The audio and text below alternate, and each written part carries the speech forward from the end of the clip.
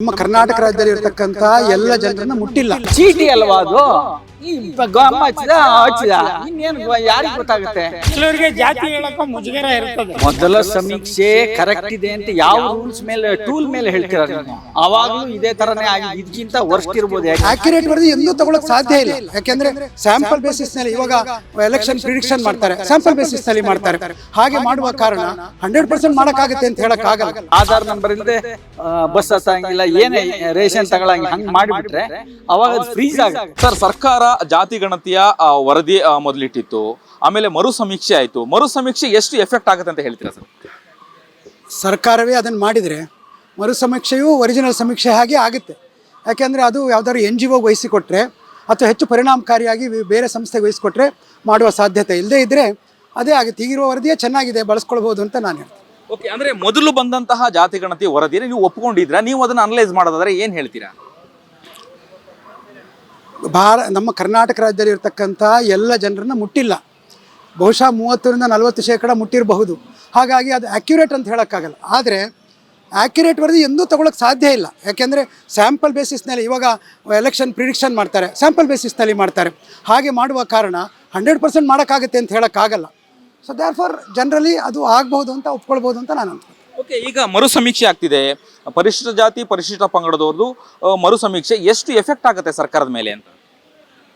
ಇಲ್ಲ, ಸರ್ಕಾರದ ಮೇಲೆ ಯಾವುದೇ ಪರಿಣಾಮ ಆಗೋದಿಲ್ಲ. ಯಾಕೆಂದರೆ ಎಲ್ಲರೂ ಆಗಬೇಕು ಅಂತ ಬಯಸ್ತಾ ಇದ್ದಾರೆ. ಅಟ್ಲೀಸ್ಟ್ ಓರಲಿ ಮಾತಿಗಾದರೂ ಬಿಟ್ಕೊಡೋಕ್ಕೆ ಯಾರೂ ತಯಾರಿಲ್ಲ. ಆದರೆ ಪರಿಶಿಷ್ಟ ಜಾತಿ ಮತ್ತು ವರ್ಗದವರಿಗೆ ಅದರಿಂದ ಏನು ಪರಿಣಾಮ ಆಗುತ್ತೆ ಅನ್ನೋದನ್ನು ನೋಡಬೇಕಾದ್ದು ಭಾಳ ಆಗತ್ತೆ ಅಂತ ನಾನು ಅಂದ್ಕೊಳ್ಳೋದು. ಯಾಕೆಂದರೆ ಅವರ ಬದುಕಿನಲ್ಲಿ ಅವರ ಭವಿಷ್ಯಕ್ಕೆ ಈ ಒಂದು ಗಣತಿಯಿಂದ ಎಷ್ಟರ ಮಟ್ಟಿಗೆ ಪ್ರಯೋಜನ ಆಗುತ್ತೆ ಇದನ್ನು ನಾವು ಯೋಚನೆ ಮಾಡಬೇಕು ಹೊರತು ಪೊಲಿಟಿಕಲಿ ಯಾವ ರೀತಿ ಇಂಪ್ಯಾಕ್ಟ್ ಆಗುತ್ತೆ ಅನ್ನೋದು ಅದು ಬೇಕಂದರೆ ಎಲ್ಲರೂ ಕೂಡ ಅಂದರೆ ಓಪನ್ ಆಗಿ ಹೇಳುವಾಗ ಆಗಬೇಕು, ಅವ್ರನ್ನ ಗಣಿಸಬೇಕು ಅಂತ ಹೇಳ್ತಾರೆ. ಹಾಗಾಗಿ ಓಪನ್ ಆಗಿ ಏನಾಗಲ್ಲ, ಆದರೆ ನಿಜವಾಗಿ ಪರಿಶಿಷ್ಟ ಜಾತಿ ಮತ್ತು ವರ್ಗಕ್ಕೆ ಹೆಚ್ಚು ಪರಿಣಾಮಕಾರಿ ಆಗಬೇಕು ಅಂತ ನನ್ನ ಬಯಕೆ. ಓಕೆ, ಅಂದರೆ ಕೆಲವರು ಅಧಿಕಾರಿಗಳು ಮನೆಗೆ ಬರದೆ ನೋಟಿಸ್ ಅಂಟಿಸ್ತಾ ಇದ್ದಾರೆ, ಕೆಲವರು ಬರ್ತಾ ಇದ್ದಾರೆ ಸರಿಯಾಗಿ ಮಾಹಿತಿ ತಗೊಳ್ತಿಲ್ಲ ಅಂತ ಹೇಳ್ತಿದ್ದಾರೆ. ನೀವೇನು ಹೇಳ್ತೀರಾ ಅದಕ್ಕೆ? ಇದು ಅವ್ರನ್ನ ದೂರಕ್ಕೆ ಸಾಧ್ಯ ಇಲ್ಲ. ಅಧಿಕಾರಿಗಳಲ್ಲಿ ಇರುವಂಥ ಸಮಯ, ಅವರ ಕರ್ತವ್ಯವನ್ನು ಗಮನದಲ್ಲಿಟ್ಟುಕೊಂಡಾಗ ಅವರು ಅಷ್ಟೇ ನಾನು ಮೊದಲೇ ಹೇಳಿದೆ, ಇದನ್ನು NGO ಅಥವಾ ಯಾವುದೋ ಒಂದು ಸ್ವಯಂ ಸೇವಾ ಸಂಸ್ಥೆಗೆ ವಹಿಸಿದರೆ ಹೆಚ್ಚು ಪರಿಣಾಮಕಾರಿಯಾಗಿ ಮಾಡೋಕ್ಕೆ ಸಾಧ್ಯ ಅಂತ. ಸರ್ಕಾರಿ ಅಧಿಕಾರಿಗಳನ್ನು ಬಳಸ್ಕೊಂಡ್ರೆ ಅವ್ರ ಪಾಪ ಬೇರೆ ಕೆಲಸಗಳು ಇರುತ್ತೆ, ಮತ್ತು ನಾವು ಎಲ್ಲ ಟೈಮು ಮನೇಲಿ ಕೂತಿರೋಕ್ಕಾಗಲ್ಲ, ಬೀಗ ಹಾಕಿರೋ ಸಾಧ್ಯತೆಗಳು ಇರುತ್ತೆ. ಅದರಿಂದ 100% ಮಾಡೋಕ್ಕಾಗಲ್ಲ. 100 ಯಾಕೆ 50% ಮಾಡಿದರೂ ಕೂಡ ಹೆಚ್ಚು ಒಳ್ಳೆಯದು ಅಂತ ನಾನು ಹೇಳ್ಬೋದು. ಓಕೆ, ಈ ಹಿಂದೆನೂ ಕೂಡ ಮೊದಲನೇ ಸಮೀಕ್ಷೆ ಬಂದಾಗ ವರದಿಯನ್ನು ಇಟ್ಟಾಗ ಆಗ್ಲೂ ಕೂಡ ಒಂದಷ್ಟು ಪರವಿರೋ ಚರ್ಚೆ ಆಗಿತ್ತು. ಅಂದರೆ ಸರ್ಕಾರ ಇದನ್ನ ನೀವು ಹೇಳಿದ್ರಿ NGO ನಡೆಸಬೇಕು ಅಂತೇಳಿ, ಮತ್ತು ಕೂಡ ಈಗ ಸರ್ಕಾರದ ಅಧಿಕಾರಿಗಳ ಲೆವೆಲಲ್ಲೇ ಈಗ ಆಗ್ತಾ ಇದೆ. ಇದು ಎಷ್ಟು ಮಟ್ಟಿಗೆ ಸರಿ ತಪ್ಪುಗಳನ್ನು ಮುಂದಿನ ದಿನಗಳಲ್ಲಿ ಬರುತ್ತೆ, ಹೊರಗಡೆ ಬರುತ್ತೇನೋ? ರಾಜಕೀಯವಾಗಿ ಪರ ವಿರೋಧ ಯಾವಾಗಲೂ ಇದ್ದೇ ಇರುತ್ತೆ. ನನ್ನ ಕೇಳಿದರೆ ಸರ್ಕಾರ ಅದನ್ನು ಗಂಭೀರವಾಗಿ ತೆಗೆದುಕೊಂಡು ಈಗೇನು ವರದಿ ಬಂದಿದೆ ಎಲ್ಲಿ ಕರೆಕ್ಷನ್ ಇರುವಂಥದ್ದನ್ನು ಮಾಡಿಕೊಂಡು ಮುಂದುವರಿಬೇಕು. ಸುಮ್ಮನೆ ಮತ್ತೆ ಅದನ್ನು ಅಡ್ಡಗೋಡೆ ಮೇಲೆ ದೀಪ ಇಟ್ಟ ಹಾಗೆ ಮುಂದುವರಿಸೋದು, ಪರವಿರೋಧ ಚರ್ಚೆ ಇದೆ ಅಂಥೇಳಿ ದೃಢ ನಿರ್ಧಾರಗಳನ್ನು ತೆಗೆದುಕೊಳ್ಬೇಕು. ಸರ್ಕಾರ ಇರೋದು ಪರವಾಗಿಲ್ಲ, ಮಾಡಿ ಒಂದ್ಸತಿ ಇಂಪ್ಲಿಮೆಂಟ್ ಮಾಡಿ ನೋಡೋಣ, ಮತ್ತೆ ಏನಾಗುತ್ತೆ ಅಂತ ಮುಂದಕ್ಕೆ ನೋಡ್ಬೋದು. ಅಂದರೆ ಸರಿಯಾದ ಮಾಹಿತಿ ಸಿಗ್ತಾ ಇದೆಯಾ? ಸಿಗಬೇಕು ಅಂದರೆ ಯಾವ ರೀತಿಯಾಗಿ ಇದನ್ನು ಸರ್ವೆ ಮಾಡಬೇಕು ಅಂತೀರಾ? ನಾನು ಮತ್ತೆ ಅದನ್ನೇ ಹೇಳ್ತಾ ಇದ್ದೀನಿ, ಸರಿಯಾಗಿ ಮಾಹಿತಿ ಸರ್ಕಾರಿ ಅಧಿಕಾರಿಗಳಿದ್ದರೆ ಸಿಗೋಕ್ಕೆ ಸಾಧ್ಯ ಇಲ್ಲ. ಅವರ ಕನ್ಸ್ಟ್ರೆಂಟ್ ಇದೆ, ಅವರಲ್ಲಿ ಅವರ ಸಮಯದ ಕನ್ಸ್ಟ್ರೆಂಟ್ ಇದೆ, ಅವರ ಕೆಲಸಗಳ ಒತ್ತಡ ಇದೆ, ಮತ್ತು ಅದರಿಂದ ಸಾಧ್ಯ ಇಲ್ಲ. ಆದ್ದರಿಂದ ಈಗಿರುವ ಸ್ಯಾಂಪಲ್ನ ಇಟ್ಟುಕೊಂಡು ಮುಂದುವರಿಬೇಕು. ಇಲ್ಲ 100% ಕರೆಕ್ಟಾಗಿ ಮಾಡ್ತೀನಿ ಅಂತಂದರೆ ಅದಕ್ಕೆ ಸೂಕ್ತವಾದಂಥ ಒಂದು ಸಿಸ್ಟಮನ್ನು ಬೆಳೆಸಬೇಕು, ಅಥವಾ ಒಂದು ಅವಕಾಶ ಅಂದರೆ ಅದಕ್ಕೊಂದು ಇದನ್ನು ಬೆಳೆಸಬೇಕು, ಟೀಮನ್ನು ಬೆಳೆಸಿ ಮಾಡಿದರೆ ಅದು ಮಾಡಬೇಕು. ಇದಿಷ್ಟು ಸಾರ್ವಜನಿಕರು ಹೇಳುವಂಥದ್ದು. ಅಂದರೆ ಸರ್ಕಾರದ ಅಧಿಕಾರಿಗಳು ಮರು ಸರ್ವೆ ಮಾಡೋದ್ರ ಬದಲು NGOಗಳಿಗೆ ಕೊಟ್ಟರೆ ಇನ್ನಷ್ಟು ಉತ್ತಮ ರೀತಿಯಂಥ ಏನು ಸಮೀಕ್ಷೆ ಬರುತ್ತೆ, ಒಳ್ಳೆ ರೀತಿ ರಿಸಲ್ಟ್ ಸಿಗುತ್ತೆ ಅನ್ನುವಂಥದ್ದು. ಹಾಗೆ ನನ್ನೊಂದಿಗೆ ಇನ್ನೊಬ್ರು ಇದ್ದಾರೆ ಸಾರ್ವಜನಿಕರು, ಅವ್ರನ್ನ ನಾನು ಮಾತಾಡಿಸಿ ಹೋಗ್ತೀನಿ. ಸರ್, ನಿಮ್ಮ ಮನೆಗೆ ನಮಸ್ತೆ ಸರ್, ನಿಮ್ಮ ಮನೆಗೆ ಯಾವಾಗಲಾದ್ರು ಬಂದಿದ್ರಾ? ಮರು ಸಮೀಕ್ಷೆ ಆಗ್ತಾ ಇದೆ, ಏನು ಹೇಳ್ತೀರಿ? ನಮ್ಮ ಮನೆಗೆ ಇದುವರೆಗೆ ಯಾರು ಬಂದಿಲ್ಲ. ನಾನೇನು ಹೇಳ್ತೀನಿ ಅಂದರೆ, ಇದೆಲ್ಲ ಡಿಜಿಟಲೈಸ್ ಮಾಡಿದಾಗ ಮಾತ್ರ ಇದು ಕನ್ಫರ್ಮೇಷನಿಗೆ ಸಾಧ್ಯ. ಡಿಜಿಟಲೈಸ್ ಆಗಲಿಲ್ಲ, ಆಧಾರ್ ನಂಬರ್ ಲಿಂಕಿಂಗು, ಪ್ಯಾನ್ ನಂಬರ್ ಲಿಂಕಿಂಗು, ಇದು ಆಧಾರ್ ನಂಬರ್ ಆಲ್ಮೋಸ್ಟ್ ಎಲ್ಲ ಬರ್ತ್ನವರಿಗೆ ಇದೆ. ಸೊ ಅದು ಲಿಂಕ್ ಮಾಡಿದಾಗ ಮಾತ್ರ ಅದು ಯಾವ ಕ್ಯಾಸ್ಟು ಏನು ಅನ್ನೋದು ಪಕ್ಕ ಆಗುತ್ತೆ. ನೀವು ಸಮೀಕ್ಷೆ ಅಂದರೆ ಸಮೀಕ್ಷೆನೇ ಅದು ಇಟ್ ಈಸ್ ಎ ಫ್ಲೋಟಿಂಗ್ ಇದು ಸಮೀಕ್ಷೆ ಆಗಿಬಿಡುತ್ತೆ. ಪರ್ಫೆಕ್ಷನ್ ಬೇಕು ಅಂದರೆ ಈಗ ಆಧಾರ್ ನಂಬರ್ ಇಲ್ಲದೆ ಬಸ್ ಹತ್ತಂಗಿಲ್ಲ, ಏನೇ ರೇಷನ್ ತಗೊಳಂಗೆ ಹಂಗೆ ಮಾಡಿಬಿಟ್ರೆ ಅವಾಗ ಅದು ಫ್ರೀಸ್ ಆಗುತ್ತೆ. ಫ್ರೀಸ್ ಆಗೋದೇ ಇಂಪಾರ್ಟೆಂಟ್ ಇದರಲ್ಲಿ. ಫ್ರೀಸ್ ಆಗಲಿಲ್ಲ ಅಂದರೆ ಮತ್ತೆ ಅಗೇನ್ ಮ್ಯಾನಿಪುಲೇಷನ್ ಆಗುತ್ತೆ. ಈಗ 2013-14 ಏನೋ ಮಾಡಿದ್ರಲ್ಲ, ಆಗಿನ ಜನಸಂಖ್ಯೆಗೂ ಈಗಿಗೂ ಅಜಗಜಾಂತರ ವ್ಯತ್ಯಾಸ ಇದೆ. ಕೆಲವು ಕ್ಯಾಸ್ಟ್ನಲ್ಲಿ ಕಡಿಮೆ ಆಗಿರ್ಬೋದು, ಇನ್ನು ಕೆಲವು ಕ್ಯಾಸ್ಟ್ನಲ್ಲಿ ವಿಪರೀತ ಜಾಸ್ತಿ ಆಗಿರ್ಬೋದು. ಇದನ್ನ ಗಣನೆಗೆ ತಗೊಂಡು ಅಲ್ಪಸಂಖ್ಯಾತರಾಗಲಿ ಯಾರೇ ಆಗಲಿ ಆ ಪರ್ಸೆಂಟೇಜ್ ಫಿಕ್ಸ್ ಆದಾಗ, ಅವಾಗೇನಿತ್ತು ಒರಿಜಿನಲ್ಲಾಗಿ ನೀವು 30% ಇದ್ದಾರೆ 10% ಇದ್ದಾರೆ ಅಂದರೆ ಅವಾಗ ರಿಸರ್ವೇಷನ್ ಅಷ್ಟು ಪ್ರಪೋರ್ಷನೇಟಾಗಿ ಕೊಟ್ರಿ. ಈಗ ಅವರ ಇದು ಜಾಸ್ತಿ ಆಗಿರ್ಬೋದು, ಅವಾಗ ನೀವು ಯಾವ ಥರ ಕನ್ಸಿಡರ್ ಮಾಡ್ತೀರಾ ಅನ್ನೋದು ಇಂಪಾರ್ಟೆಂಟ್. ಬೇಸಿಕ್ ಮೊದಲ ಸಮೀಕ್ಷೆ ವರದಿ ಬಂದಾಗ ನೀವು ಅದನ್ನು ಒಪ್ಕೊಂಡಿದ್ರಾ? ಸರಿ ತಪ್ಪುಗಳ ಬಗ್ಗೆ ಚರ್ಚೆ. ಮೊದಲ ಸಮೀಕ್ಷೆ ಕರೆಕ್ಟ್ ಇದೆ ಅಂತ ಯಾವ ರೂಲ್ಸ್ ಮೇಲೆ, ಟೂಲ್ ಮೇಲೆ ಹೇಳ್ತೀರಾ ನೀವು? ಆವಾಗಲೂ ಇದೇ ಥರನೇ ಆಗಿದೆ, ಇದಕ್ಕಿಂತ ವರ್ಸ್ಟ್ ಇರ್ಬೋದು. ಯಾಕೆಂದರೆ ಅವಾಗ ಯಾವುದು ಮೀಡಿಯಾ ಅಷ್ಟೊಂದು ವರ್ಕ್ ಆಗ್ತಿರಲಿಲ್ಲ, ಜನರಿಗೆ ಗಮನಕ್ಕೆ ಬರ್ತಾ ಇರಲಿಲ್ಲ, ಆಕ್ಸೆಸಿಬಿಲಿಟಿ ಕಡಿಮೆ ಇತ್ತು. ಯಾರು ಎಲ್ಲೋ ವಾಸ ಮಾಡೋರು, ಎಲ್ಲೋ ಕೆಲಸ ಮಾಡೋರು ಅವಾಗ ಆಗಲ್ಲ. ಸಪೋಸ್ ಗುಲ್ಬರ್ಗಾದಲ್ಲಿರೋರು ಇಲ್ಲಿ 80% ಇಲ್ಲಿ ವರ್ಕ್ ಮಾಡ್ತಾರೆ, 20% ಅಲ್ಲಿ ಇರ್ತಾರೆ. ಅವಾಗ ಯಾವ ಥರ ಸಮೀಕ್ಷೆ ಮಾಡ್ತೀರಿ ನೀವು? ಅದು ಫುಲ್ ಪ್ರೂಫ್ ಆಗಲ್ಲ. ನೀವು ಆಧಾರ್ ಕಾರ್ಡನ್ನು ಲಿಂಕ್ ಮಾಡಿದರೆ ಅವಾಗ ಅದು ಕರೆಕ್ಟ್ ಆಗುತ್ತೆ. ಈ ವೋಟರ್ ಐ ಡಿನಲ್ಲಿ ಹೆಂಗೆ ಅದೇ ಜಾಗದಲ್ಲಿ ಮಾಡಬೇಕು ಅಂತ, ಅದು ಆವಾಗ ನಿಮಗೆ ಕರೆಕ್ಟಾಗಿ ಗಣತಿ ಕರೆಕ್ಟ್ ಸಿಗುತ್ತೆ. ಓಕೆ, ಈಗ ಮರು ಸಮೀಕ್ಷೆಗೆ ಮನೆಗಳಿಗೆ ಅಧಿಕಾರಿಗಳು ಬರ್ತಾ ಇದ್ದಾರೆ, ಕೆಲವರು ಬರ್ತಾ ಇಲ್ಲ ಅಂದ್ರೂ ಕೂಡ ನೋಟಿಸ್ ಅಂಟಿಸಿ ಕಾಟಾಚಾರಕ್ಕೆ ಮರು ಸಮೀಕ್ಷೆ ಆಗ್ತಾ ಇದೆ ಅನ್ನುವಂಥದ್ದು ಹೇಳ್ತಾ ಇದ್ದಾರೆ. ನಿಮ್ಮ ಪ್ರಕಾರ ಏನಾಗ್ತಿದೆ ಅಂತ? ನಾನು ಈಗಲೇ ಹೇಳಿದ್ನಲ್ಲ, 2 ಥರ ಆಗ್ಬೋದು. ಸಮೀಕ್ಷೆ ಮಾಡದೇನೋ ಅಂಟಿಸ್ಬೋದು, ಸಮೀಕ್ಷೆ ಮಾಡಿಯೂ ಅಂಟಿಸ್ಬೋದು. ಅದು ಎಷ್ಟರ ಮಟ್ಟಿಗೆ ಈ ಸರ್ಟಿಫೈಡ್ ಕಾಪಿ ಅಂತ ಹೆಂಗೆ ಗೊತ್ತಾಗುತ್ತೆ? ಯಾರು ಸಮೀಕ್ಷೆ ಮಾಡದೆ ಹೇಗೆ ಅಂಟಿಸ್ಲಿಕ್ಕೆ ಸಾಧ್ಯ ಆಗುತ್ತೆ ಸರ್? ನೀವು ಚೀಟಿ ಅಲ್ವಾ ಅದು? ಈ ಗಮ್ಮ ಹಚ್ಚಿದ ಇನ್ನೇನು ಯಾರಿಗೆ ಗೊತ್ತಾಗುತ್ತೆ? ಎದುರುಗಡೆ ಮನೆಯವರು ಹಚ್ಚಿರ್ತಾರೆ, ನಮ್ಮದು ಆಗಿದೆ ಅಂತ, ನಮ್ದು ಆಗಿದೆ ಅಂತ, ಅವ್ರು ಆಗಿದೆ ಅಂತ ತಿಳ್ಕೊಂಬಿಡ್ತಾರೆ. ಇದು ಬೀಗ ಹಾಕಿದ್ರು ಸಮೀಕ್ಷೆ ಅಂಟಿಸ್ಬೋದು. ಏನು ಅದರಲ್ಲಿ ಏನು ಯಾವುದು ಫುಲ್ ಪ್ರೂಫ್ ಮೆಥಡ್ ಇಲ್ಲ. ಮಾಹಿತಿ ಸಿಗ್ಬೇಕಲ್ಲ ಸರ್ ಸರ್ಕಾರಕ್ಕೆ? ಸರ್ಕಾರ ಅದು ಅವರೇ ಮಾಡ್ಕೊಂಡಿರೋದು, ಇದು ಅವರೇ ಡಿರೈವ್ ಮಾಡಿರೋದ್ರಿಂದ ಅವ್ರು ಅದನ್ನು ಒಪ್ಪಿಗೆಳ್ತಾರೆ. ಈಗ ನಿಮಗೆ ಟ್ರೂತ್ ಬೇಕಾಗಿದೆ. ಈಗ ಸಮೀಕ್ಷೆ ಮಾಡ್ತಿರೋದು ಒರಿಜಿನಾಲಿಟಿ ಬೇಕು.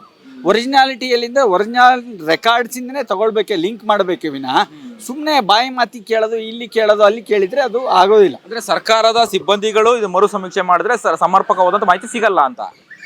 ಸರ್ಕಾರದ ಸಿಬ್ಬಂದಿಗಳ ಎಫಿಷಿಯನ್ಸಿಗೂ ಬೇರೆಯವ್ರದ್ದು ಎಫಿಷಿಯನ್ಸಿಗೂ ಯಾರೇ ಮಾಡಿದ್ರು ಅದು ಈ ಡೇಟಾನ ಲಿಂಕ್ ಮಾಡದೆ ಅದು ಮಾಡಿದರೆ ಉಪಯೋಗ ಇಲ್ಲ. ಡೇಟಾ ಲಿಂಕ್ ಮಾಡಲೇಬೇಕು. ನೀವು ಯಾವ್ದಾದ್ರು ಏನಾದ್ರು ಫ್ರೀ ಸ್ಕೀಮ್ ಅಂದರೆ ಏನು ಮಾಡ್ತೀರಾ? ಆಧಾರ್ ಕಾರ್ಡ್ ಲಿಂಕ್ ಮಾಡ್ತೀರಾ. ಈ ಸ್ಕೀಮ್ನಲ್ಲೂ ಆಧಾರ್ ಕಾರ್ಡ್ ಲಿಂಕ್ ಮಾಡಿ ಒಬ್ಬನಿಗೆ ಒಂದೇ ಕಾರ್ಡ್ ಅಂತ ಇರುತ್ತಲ್ವ, ಆವಾಗ ಎಷ್ಟು ಜನ ರಿಯಲಾಗಿ ಯಾವ ಕ್ಯಾಸ್ಟ್ನವರು ಅನ್ನೋದು ಕರೆಕ್ಟಾಗಿ ಗೊತ್ತಾಗುತ್ತೆ. ಆಮೇಲೆ ಡ್ಯೂಯಲ್ ಅಡ್ವಾಂಟೇಜ್ ತೊಗೊಳ್ಳೋರು ಇದ್ದಾರೆ. ಇದರಲ್ಲಿ ಹೈಯರ್ ಇನ್ಕಮ್ ಗ್ರೂಪ್ ಇದೆ, ಲೋಯರ್ ಇನ್ಕಮ್ ಗ್ರೂಪ್ ಇದೆ. ನೀವು ಮಾಡ್ತಿರೋದು ಕಡಿಮೆ ಇನ್ಕಮ್ನವರಿಗೆ ಅದು ಬೆನಿಫಿಟ್ ಸಿಗಬೇಕು ಅಂತ. ಈಗ 10 ಲಕ್ಷ 50 ಲಕ್ಷ ಪ್ರಾಪರ್ಟಿ ಇರೋನಿಗೆ ಈ ಲಿಂಕನ್ನು ಉಪಯೋಗಿಸ್ಕೊಂಡು ಅವನು ಬೆನಿಫಿಟ್ ತೊಗೊಂಡ್ರೆ ಏನು ಉಪಯೋಗ ಇದರಿಂದ ಅಲ್ವಾ? ಮರು ಸಮೀಕ್ಷೆ ಎಷ್ಟು ಎಫೆಕ್ಟ್ ಆಗುತ್ತೆ ಸರ್ ಜನಸಾಮಾನ್ಯರ ಮೇಲೆ, ಆಮೇಲೆ ಸರ್ಕಾರದ ಮೇಲೆ ಯಾವ ರೀತಿ ಎಫೆಕ್ಟ್ ಆಗ್ಬೋದು ಅಂತ ಹೇಳ್ತೀರಾ ನೀವು? ಇದು ಸಮೀಕ್ಷೆ ಎಫೆಕ್ಟ್ ಆಗೋದ್ರ ಬಗ್ಗೆ ಇದು ಪೊಲಿಟಿಕಲ್ ಇಂಟ್ರೆಸ್ಟ್. ನಿಮ್ಗೆ ರಿಯಲ್ ಆಗಬೇಕು ಅಂದರೆ ನಾನು ಹೇಳಿದ ಥರನೇ ಮಾಡಬೇಕು, ಇಲ್ಲದ್ರೆ ಆಗೋದಿಲ್ಲ. ಈ ಬರ್ತ್ ಸರ್ಟಿಫಿಕೇಟಿಗೆ ಒಂದು ಡೇಟು ಅದು ರಿಜಿಸ್ಟ್ರೇಷನ್ ಇರಲ್ವಾ, ಅದೇ ಥರ ಇದು ಆಗಲಿ. ಈ ಮನೆಯವರಿಗೆ ಇಂತಿಷ್ಟು ಕೊಟ್ಟಿದ್ರು, ಇಷ್ಟು ಮಕ್ಕಳಿದ್ರು, ಇವರೆಲ್ಲ ಈ ಕ್ಯಾಸ್ಟಿಗೆ ಬರ್ತಾರೆ, ಅದು ಸರ್ಟಿಫಿಕೇಶನ್ ಇರಬೇಕು. ಎಸ್ ಸರ್, ಧನ್ಯವಾದಗಳು. Thank you. ಇದಿಷ್ಟು ಜನಸಾಮಾನ್ಯರ ಅಭಿಪ್ರಾಯ ಅಂತಾನೆ ಹೇಳ್ಬೋದು. ಅಂದ್ರೆ ಸರಿಯಾದ ರೀತಿಯಲ್ಲಿ ಸರ್ಕಾರ ಮರು ಸಮೀಕ್ಷೆನ ಮಾಡಿದ್ರೆ, ಅಂದ್ರೆ ಡಿಜಿಟಲೀಕರಣ ಮಾಡಿದ್ರೆ ಒಂದು ರೀತಿಯಾಗಿ ಸರ್ಕಾರಕ್ಕೆ ಸರಿಯಾದ ಒಂದು ಸಮರ್ಪಕ ಮಾಹಿತಿ ಸಿಗುತ್ತೆ ಅನ್ನುವಂತಹ ಅಭಿಪ್ರಾಯನ ಸಾರ್ವಜನಿಕರು ಹೇಳುವಂಥದ್ದು. ಕ್ಯಾಮ್ರಾ ಪರ್ಸನ್ ಸುನಿಲ್ ಕುಮಾರ್ ಜೊತೆ ಅಭಿಜಿತ್ ಗಣೇಶ್, ಕರ್ನಾಟಕ ಟಿವಿ, ಬೆಂಗಳೂರು.